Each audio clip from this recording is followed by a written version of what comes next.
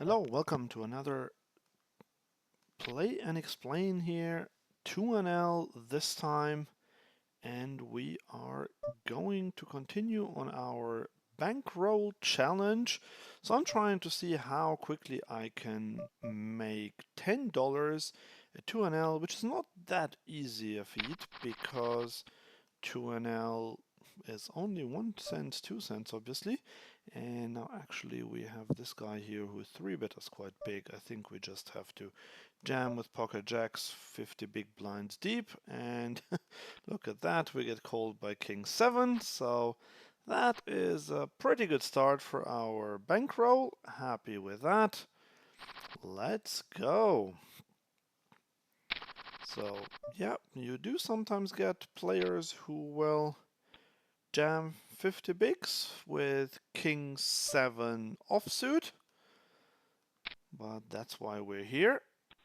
And yeah, so this is the second time that I'm trying to do the challenge. The first session I won about $2.50, but I ran quite a bit above expectation. So what that means, well, sorry, I just have to concentrate here. So we are getting 3-bet in the big blind. Big blind usually under bluffed when they 3-bet, so ace-9 suited becomes an automatic fold. Yeah, so running above expectation means that I was quite lucky in all-in situations.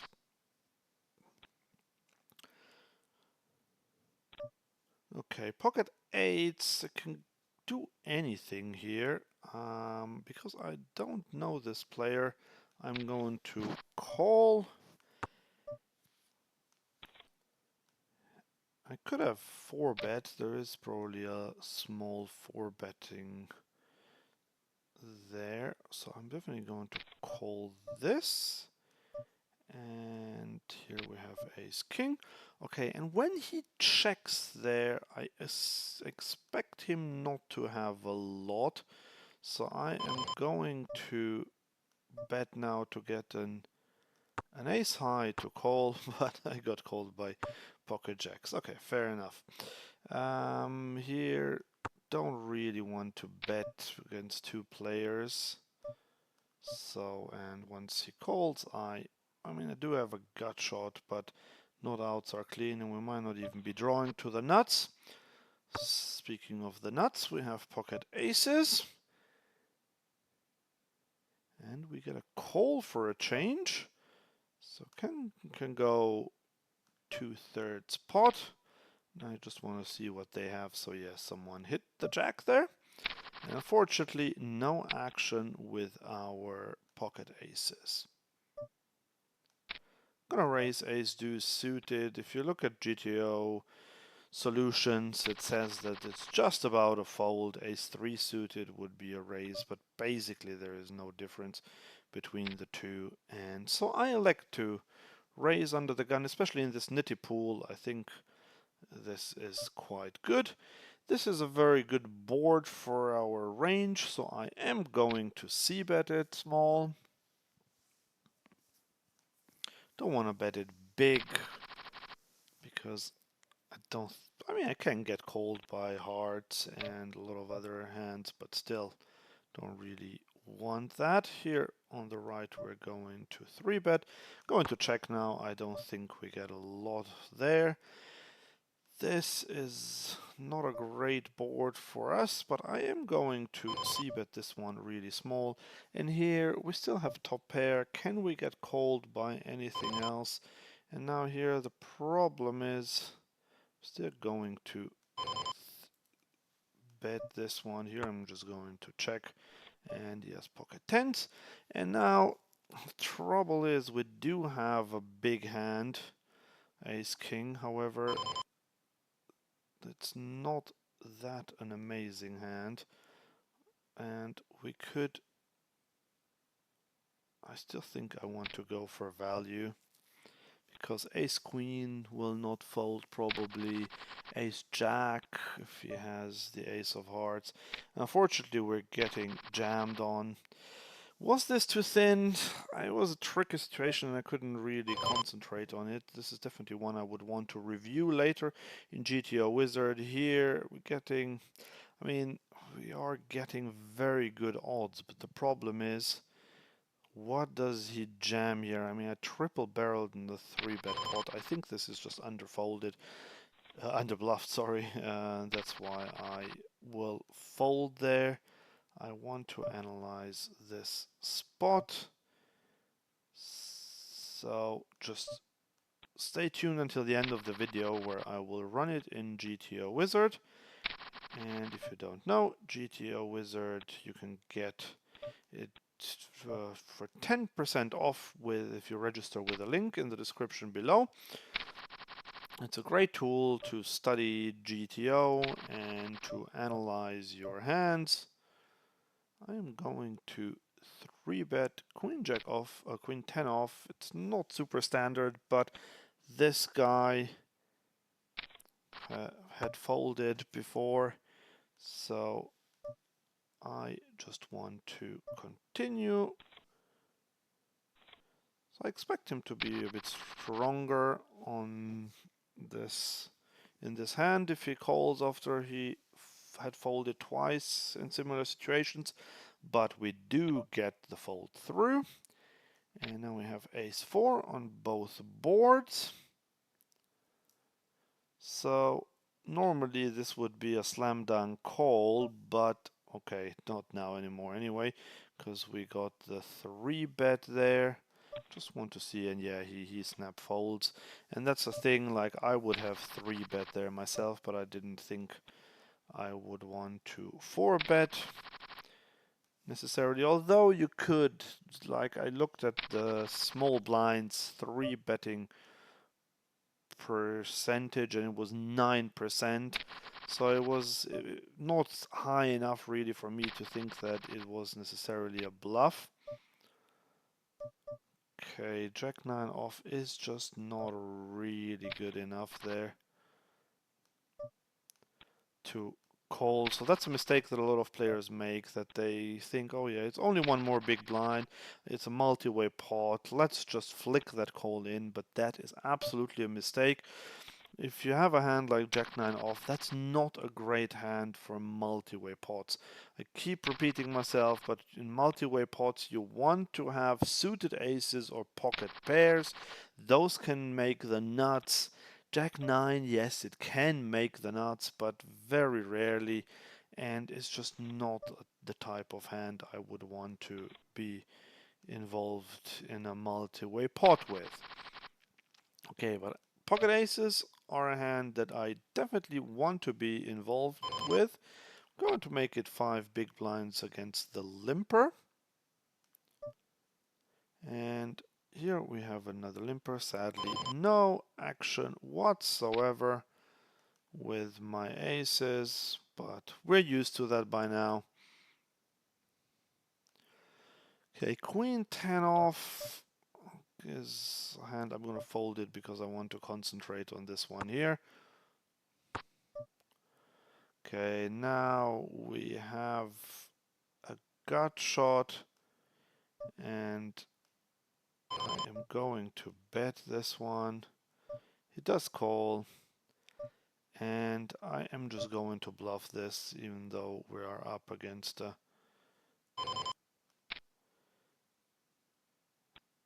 recreational player who limped, but I thought I can get it through. Here, going to start with a check out of position and okay, here I'm going to have to fold to this big bet. Here, because he bets so big, I will just fold. So normally I would continue either by check raising or check calling. But once he pots it and I have ace high, I'm out of position. I don't think I can do much there. Ace 4 off, going to open, queen 7 off, not going to open. We get jammed on. Okay, great. Well, that makes it very easy. So you might think, okay, I wasted 3 big blinds here, but that's not the point. The point is, if he jams there, like, what does he expect to get called by? Like, I mean, I don't know what he does it with, but it looks like he has a hand like ace king or ace queen that he just doesn't want to have any decisions to make. But that makes it so easy for me to play, because what will I call there with? Well, definitely jacks plus and potentially even tens and ace king, and that's it. And so that makes it really easy. Okay, another one of these situations. This is just a check and probably a fold. I don't even have any backdoors, so I can only hope to hit a pair, and even that might not be good enough. King Jack though here on the left table is a 3-bet, so I have to fold. I don't like to play that passively, but we get called in position, and then if we just completely whiff the flop and don't even have a backdoor, then there's just not much I can do. Okay, this is a bit different now. I mean, we'll still whiff the flop, but now he makes it small and I have ace king, so that means that now I can check raise and I will go big on the turn depending on the card, but doesn't even have to happen because we can just take it down. 5-6 suited, that will be the one hand that I will open from any position if I get a chance with, because normally I don't like opening suited connectors. Sadly, our 10-8 off, which was a very marginal open anyway, we have to fold it. Okay, we're getting quite a few ace-king hands here, but haven't really hit yet. Okay, well, we've hit this time. So we are super deep here, so we are the effective stack with 149 big blinds. We should have the best hand, but that's not the point. We are monkey in the middle, and I will typically start this with a check. And now that everyone has checked, I am going to start putting money into the pot. It's quite unlikely that someone has an ace, but someone could have a queen, someone could have spades. Okay, no one has anything, fine. This flop is quite good. So we could check, we could bet big, going to bet big this time, and we get the fold. Okay, there are a few limpers today, which is good. Shows that the pool is alright to play in. I mean, it is 2NL after all. But still. Okay, Jack 8 suited, I would have called the initial raise, but obviously not the 3-bet. Ace 9 off, too early to open. One position later, maybe just about an open, but don't get fooled by having an ace, because ace 9 off is just not a great hand. Not the same can be said about ace king suited, and we are getting 3-bet by a very aggressive 3-better. So obviously going to 4-bet my ace king, and look at this flop in a limped pot. Well, sadly, I don't think he can have much now. And yeah, I mean, he snap folded as soon as I bet there. Was a bit sad. And now we're getting aces again. Let's see if, and ace king again. Look at this. Okay, there is a raise with the where we have the aces. That's good. So I am going to 3-bet this one. Obviously. And we get called and we flop a set. So what we are doing now is we are going to start with a check just exploitatively. If he has an ace, he will probably bet himself now, and if not, we can get some more money later. And the problem is, if he doesn't have an ace, we will just not be able to maximize it. I am betting up now. Okay, now there is a king, so that's definitely a good card for me anyway. For my range, I mean. So, what can we get called by? I mean, I'm just gonna go max for an ace here. Probably won't get called, but the thing is, I don't want to make it small to get called by something like pocket tens. That's it's quite unlikely that he has an ace, I know, but there is a chance that he has ace king, and I mean, you could argue that he might raise ace king, but I'm not so sure about that. So I just wanted to go for max value. Maybe this wasn't the right play. I am actually going to check this hand again to review it later.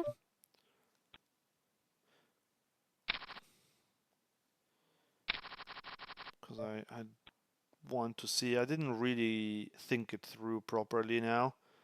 So maybe my huge size was not the right one after all. But normally I try to get the maximum rarely rather than get a tiny bit every time. Because of course I could have made it 10% there and then I might have called with jacks, but even that's not certain. He might still fold such a hand. Okay, here we're deep again, we're out of position, the big blind. Queen, jack, jack, he bets. I will call this one, and here on the right I will call it as well. And now I am basically saying I have a king if I bet big. And do I have to bet big? I can just check, and here on the right I will just fold with my 6 high.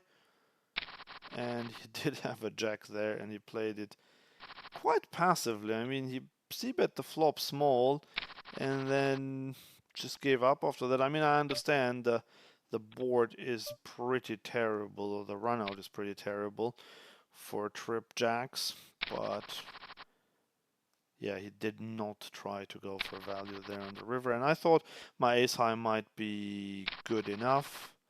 Obviously it wasn't, and I would not have been able to get him to fold anyway. Right, here on the right table we have top pair, which I will c-bet even though my kicker is not great. I will go fairly big as well. I can get called by queen 10, king 10, ace 10, king queen. Obviously I could value on myself if he has queen jack, king jack, ace jack.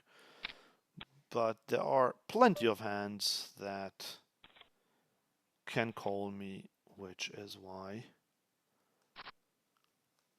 I c-bet there.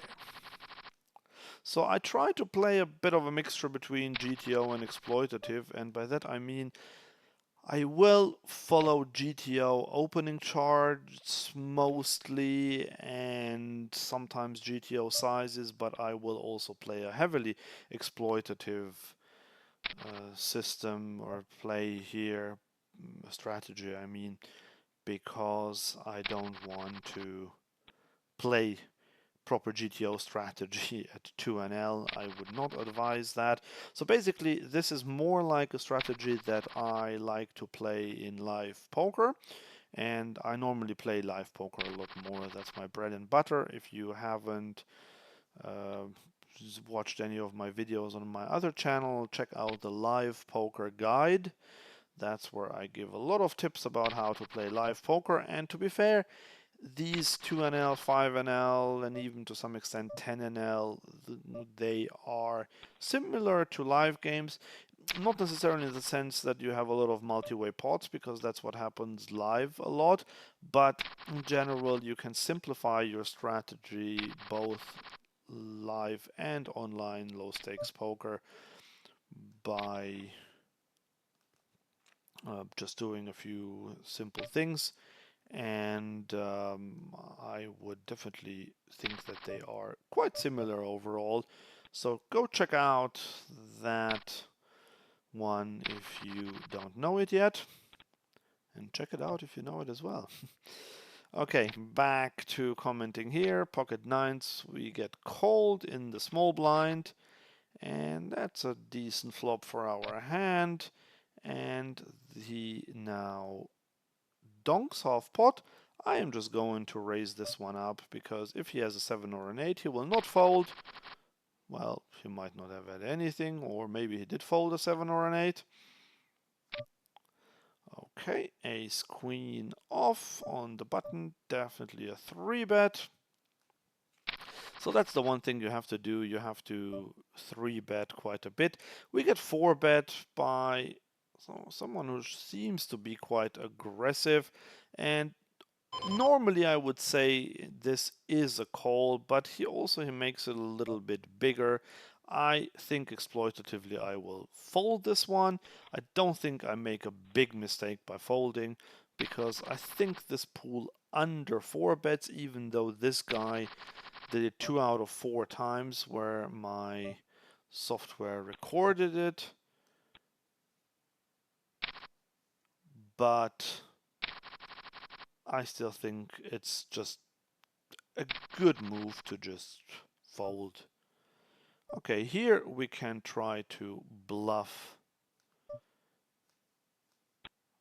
3-bet blind versus blind, and we get it through with our 10 high. That is excellent news.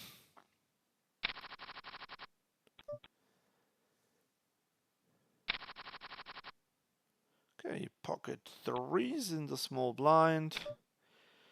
So this is, because we are quite deep, I'm doing something very unusual now, calling in the small blind, but also because, so this guy is a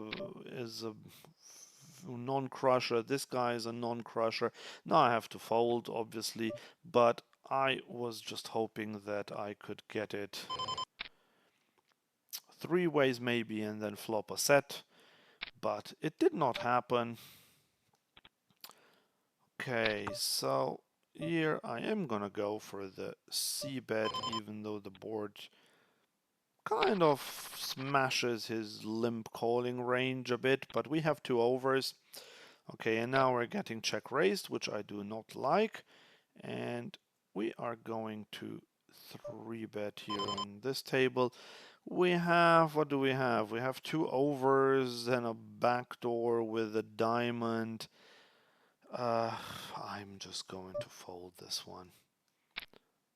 So I am playing a bit nitty, but that is because I don't expect the pool to be overly aggressive, and so I just think we can get away with just folding a bit too much. But then again, I will do this sort of stuff here. I will bluff 4-bet again with my ace-10 off. Unfortunately, we're getting 3-bet again here on the left table. Again, I'm just folding this one.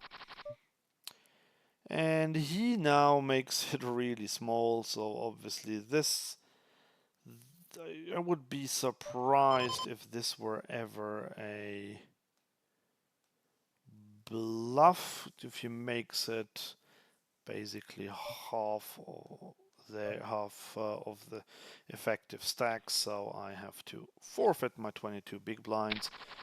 Not gonna call there with ace-10 off. It doesn't even matter that we're out of position because the SPR would be so tiny, but that's a spot where I either jam or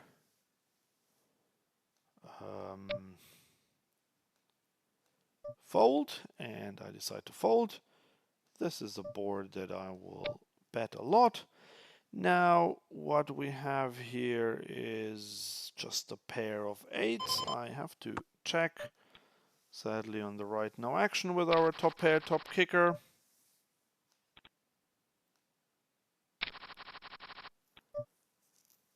Okay, so now I have bottom pair, and can I, we still have some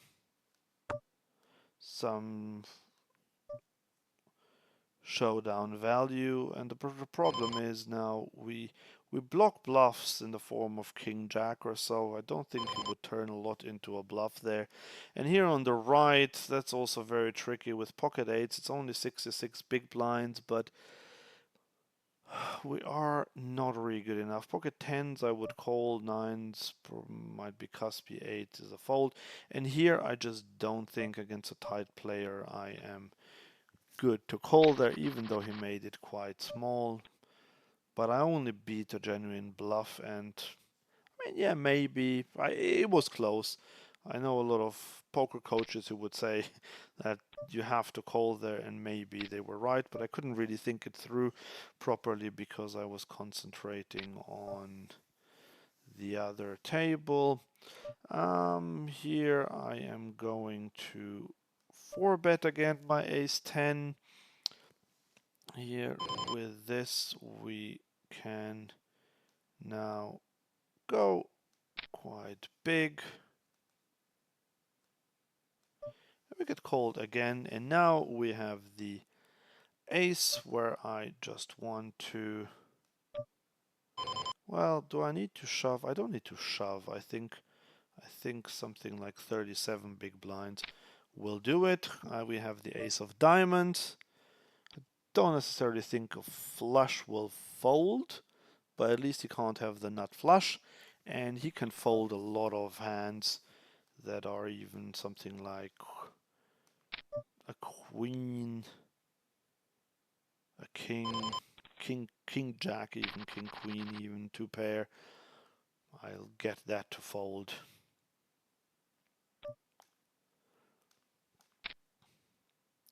So we did get the 4-bet through earlier. I didn't even see that because I was busy.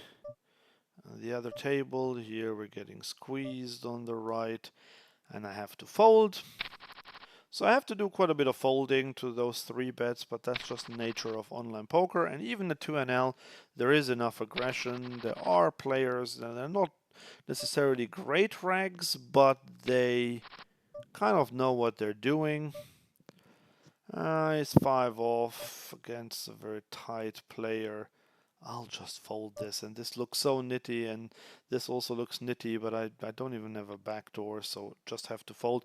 Ace 5 off. The thing is, yes, in theory you're meant to call there against a 2.5x bet, but that's pretty much break even, and that means that against a tight opponent it might even be less than that. Speaking of tight opponent, we got this guy who now donks, and I will call. And now the king is quite good for me. He's quite tight. He looks 3-bet percentage of 1%. I think I have to get out of the way. This might seem tight again, but look at these stats. 59, 1% 3-bet, 40% c-bet, and he donked and continues betting now that the king has come. I absolutely don't want to continue being in this pot. Okay, quite a few limpers. I'm going to isolate this guy. And ideally I want to fold.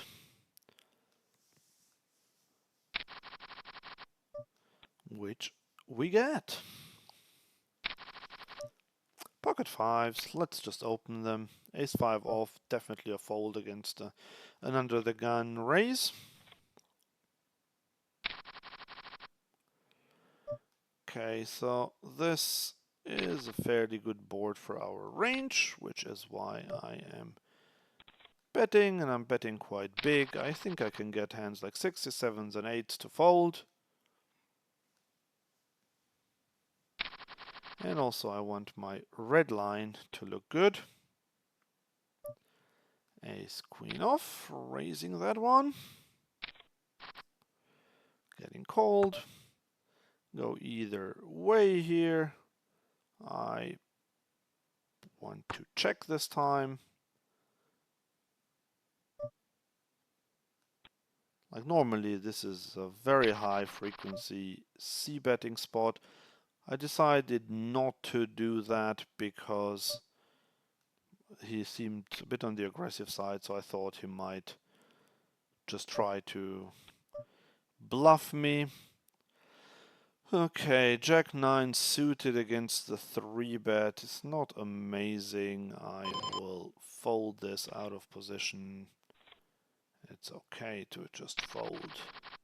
I need to look a bit more at blind versus blind play. I did some studying on that a while ago, but I forgot quite a few things, and these days I play more live poker, which is why I don't necessarily know that, because that spot doesn't happen very often. And here, King 8 off is another one of those where a lot of players would probably just flick in that one big blind, but that is quite a blunder. I mean, it's not a massive blunder, you're not losing loads, but it is a losing call, and therefore just fold. King 9 off, it's just not good enough for a 3-bet. I play a 3-bet or fold strategy, by the way, in any position except for the big blind. There are exceptions, like we saw earlier, and the small blind. I did call my pocket threes once because non-crusher opened, and then there was another non-crusher in the big blind. So I was hoping to flop something big against them, which didn't happen. But if that's not the case, I will usually 3-bet or fold in any position except for the big blind.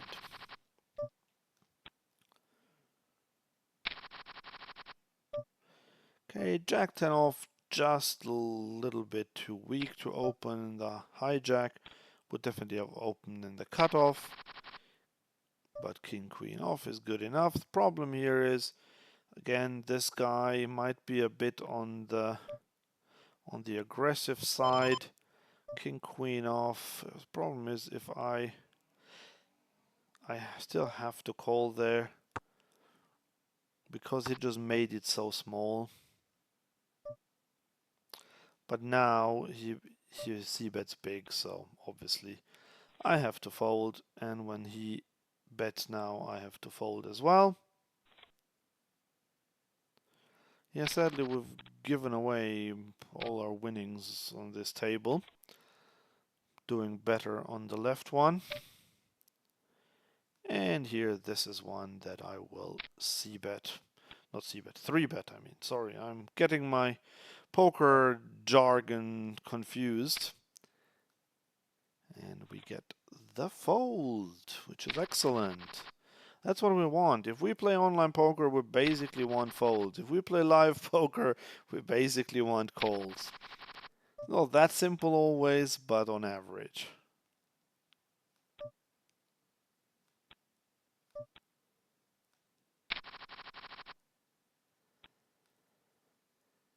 Hey, 10-3.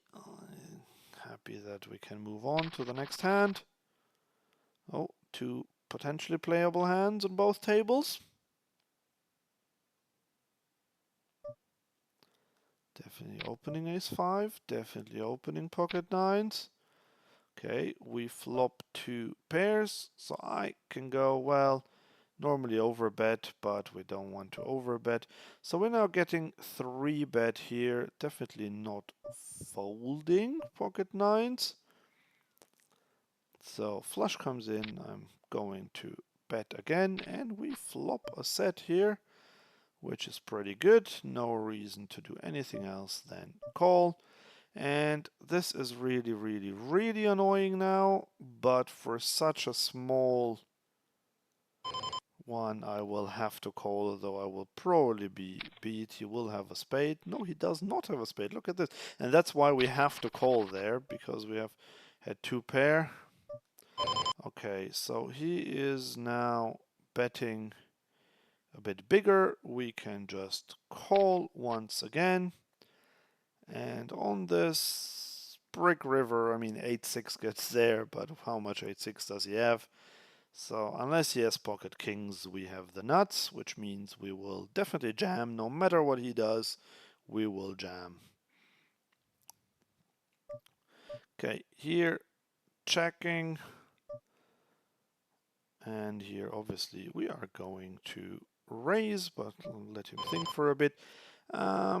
Here I will call, not super happy with this, and here definitely raising. Okay, no snap call, that's good, and he actually even folds, so happy with that. And now pocket aces, we are getting spoiled here today. Okay, now I think we have to fold, unfortunately. This is a big bet when the flush hit, and he snap called there, so going to fold this one. And we would have had a flush, an 8-high flush. Let's see here on the right what's happening with this guy. Oh yeah, he had the flush there. And what did the other guy have?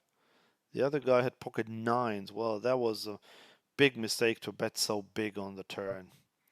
Okay, pocket aces, we can definitely raise these.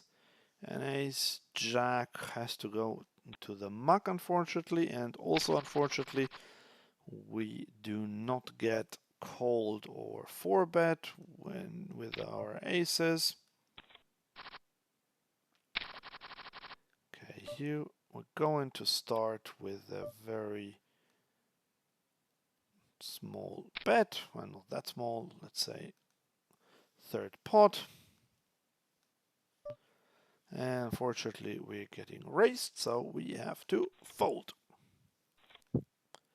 A lot of limpers indeed. That's really interesting to see. So many limpers this afternoon. I rarely play at this time, actually. So I'm recording this at 2:45 p.m. my time.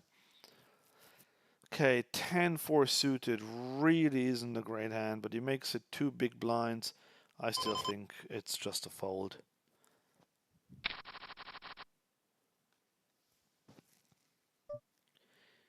King Jack, raising it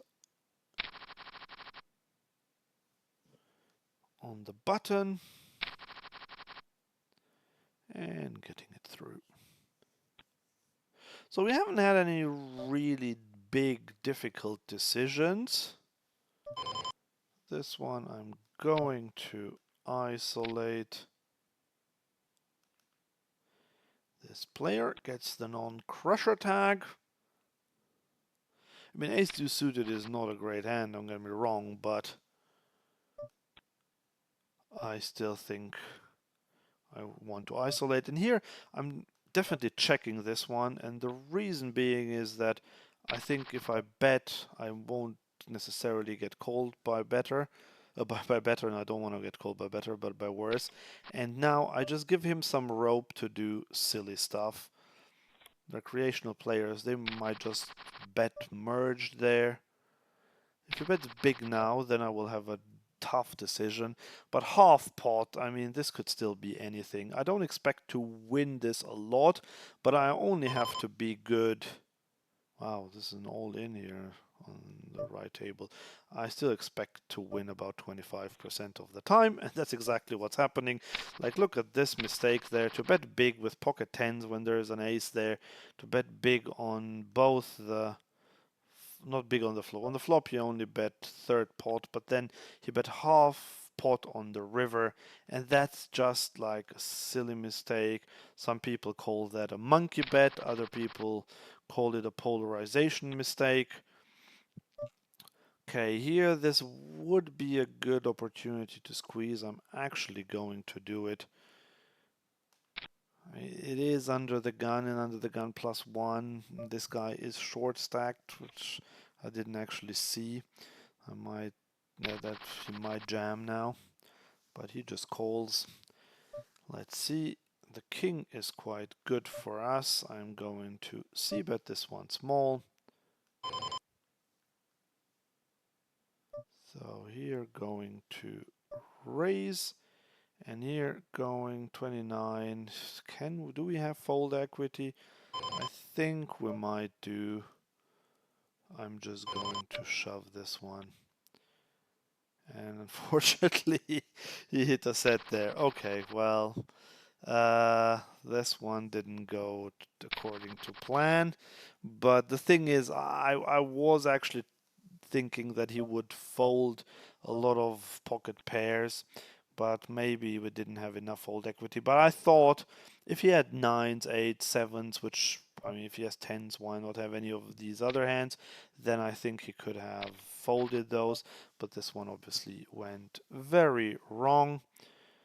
Here, going to go for a third pot bet. And we pocket aces again.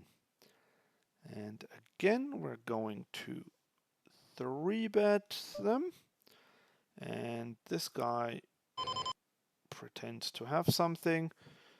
And we have 2 overs. I think I want to call. Here on the right, I'm just going to bet rather small. I know in GTO we would want to bet bigger. Actually, let's go like 8 big blinds. He's not going to fold any pocket pair. And I don't expect him to 3-bet enough. To raise enough, sorry. The king is good for me, so I can basically just range bet this one again. Going just over half pot. Unfortunately, no action there. Okay, gut shot here on the left.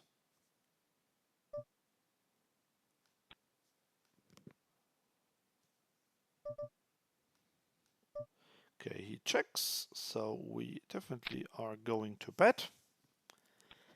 Here, and we get it through. Okay, 8, ace 8 deuce. We're going to check this one. He bets big. If he bets big, I'm out of it. No point trying to win this pot, just battling there. We don't. If he has an ace, we're basically drawing dead. Here, Jack 10 suited is one that I like 3-betting. Ace 10 off, just about okay to 3-bet a rather tight player from the cutoff into the hijack. And unfortunately, look at this. This guy cold. Here we are going to just check. And I have to fold this guy cold, a 3-bet. Okay, so he now bets small with our ace 10, definitely going to call. And clubs come in. And he bets small enough that would definitely have a call. And we win against the queen, which I don't know. This is another one of those where I just don't understand why he bet his queen there twice. It just doesn't make much sense. Here on the left, ace 10 is good enough to just call.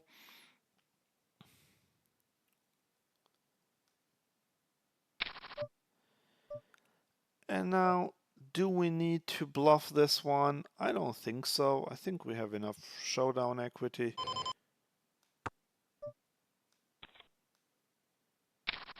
So yeah, and we do win it indeed with our ace high. He also had ace high.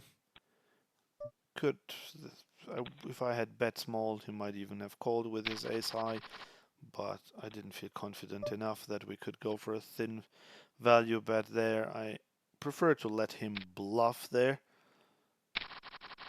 And so it was fine as it was. Jack 10, I am going to raise it. We're in position. Get called. Flop top pair. C-betting. Getting called. Do I want to bet again? I think it's getting a bit thin. Pocket 10s on the left, going to 3-bet this one. And here, I mean, we have second pair. Would he bet? It's just over half pot. We lose to 9-10, but we do block that, so I am going to call. And he had 2 pairs, so unfortunately he did make 2 pair on the turn. We definitely had him on the flop. Okay, this is another small c-bet situation.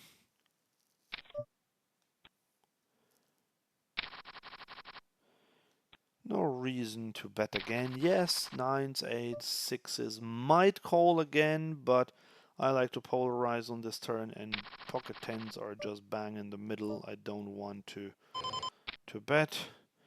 And now the problem is if the jack hadn't come, I could have tried to value bet again, but now I lose to quite a few jack X hands as well. And ooh, wow, he had a boat there and did not go for value at all. Well, that's a way to to win the minimum. Look at this hand. He flopped a boat, and he was just worried. I'm folding the king jack, by the way, and for now I'm going to isolate this guy to the limper. Unfortunately, he folds. But yeah, look at this. I mean, in the big blind, he flops a boat, then calls a teeny tiny c-bet of mine, and then he just checks it down after that. Here, half pot, I am going to check call this one.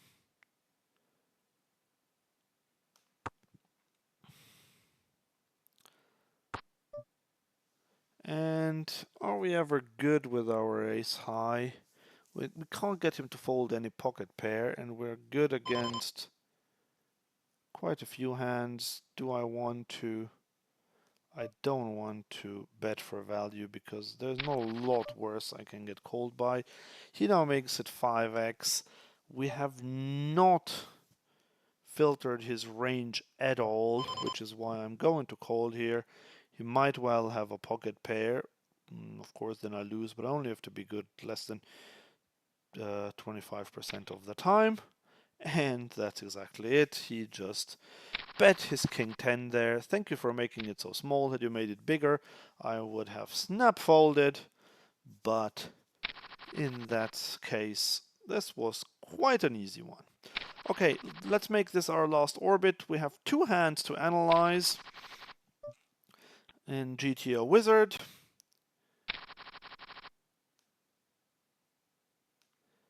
And then we can see how much we have made as well. Actually, we'll do that just before the analysis. But we have one more pot to play. Going to c-bet, as I would in position, and we get the fold.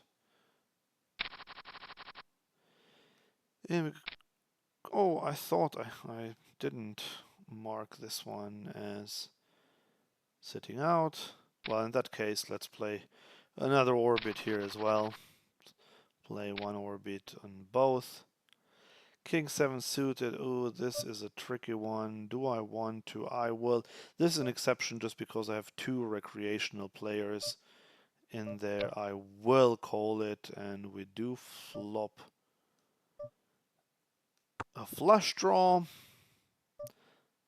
Okay, he bets there. I am going to call. Now we have an open ender to go with our. Okay, here this guy, I'm just gonna call, and here I'm going to call again as well. And checking. Well, against 4 big blinds, definitely have to call my flush draw again, getting the direct odds, not even implied odds. And here I only beat a complete bluff, Triple barrel bluffs are quite rare, so definitely folding. And now, unfortunately, we did not get there, but we got the odds. He now makes it quite big, and we have to fold. King Queen will be a raise. Getting 3-bet by a tight player. Nonetheless, I have a hand that's good enough to 4-bet. Don't get me wrong, there's not a hand that's good enough to get it in, but was good enough to 4-bet as a bluff. But unfortunately, he shoves and we cannot call a shove with King Queen offsuit.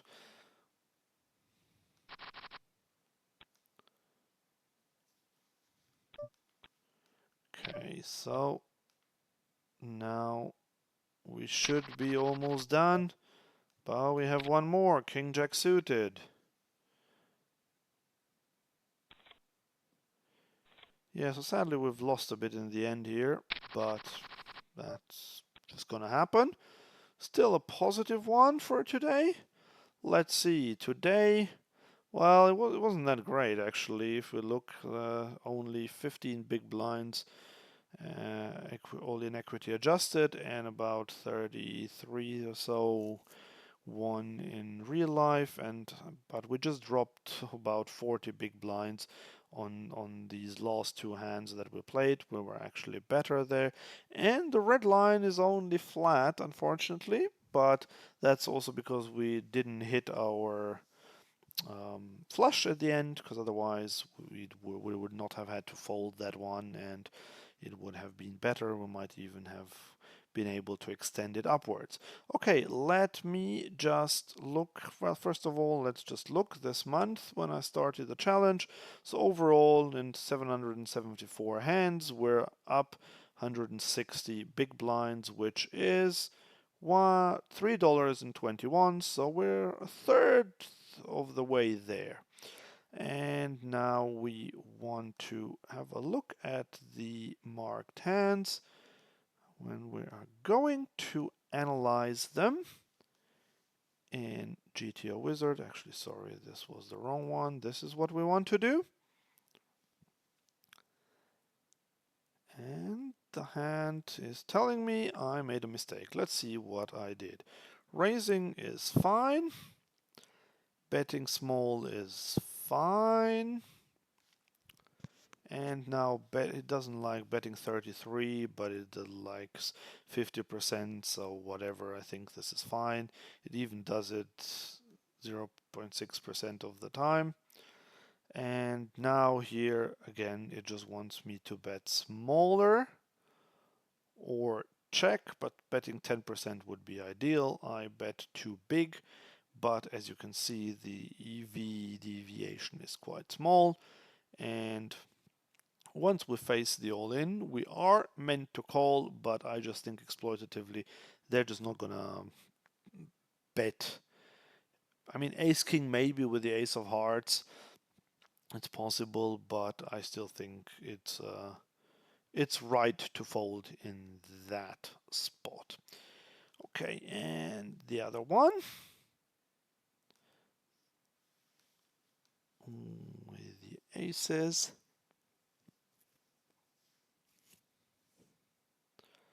This one also some inaccuracy. So it does like that. It doesn't like the check, see? It likes to bet range, basically small. But as you can see, same EV, so check, check. And now it likes to bet small after we checked. So that's why it says it's a bit inaccurate. And now on this river, it likes to bet small once again to induce, probably. And let's see the all-in. Yeah, the all-in is a bit of an EV loss, so maybe I shouldn't have gone that greedy. Good to know for next time. But thanks for watching, and hope to see you again soon. Thank you. Bye bye.